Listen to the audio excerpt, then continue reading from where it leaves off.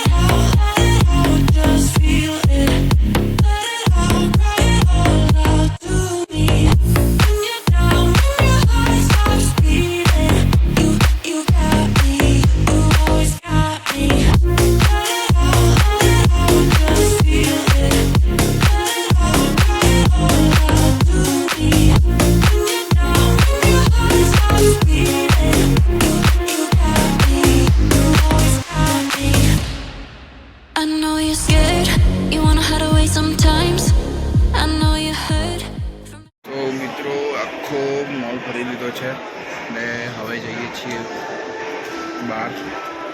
કોઈ જવાનું છે સીધું ઘરે. ઘરે જઈને દુકાન જવાનું છે. દુકાન બી કામ છે. તો મળીએ મિત્રો. ઘરે પહોંચી ગયા છીએ અને ઉપર જઈએ હવે બેસીને.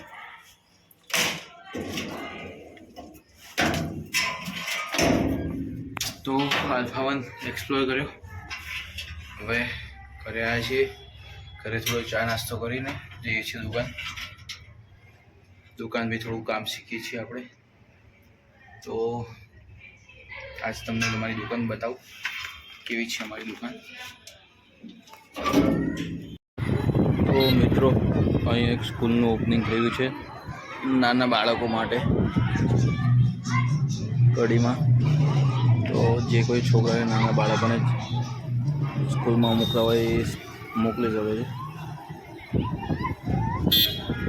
તો મિત્રો પહોંચી ગયા છીએ ઘરે અને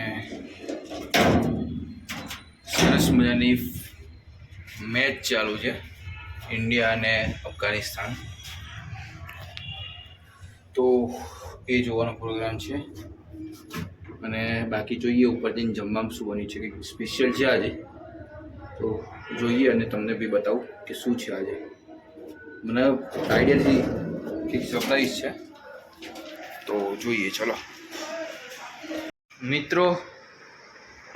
ડિનર કરી દીધું છે અને તમને જે સરપ્રાઈઝની વાત કરી હતી એમાં મસ્ત મજાનો હાંડવો હતો. તો હાંડવો જમ્યા છીએ અમે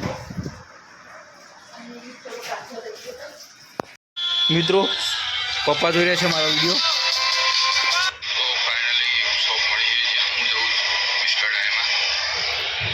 કેવો લાગ્યો? સારો લાગે ને? બસ.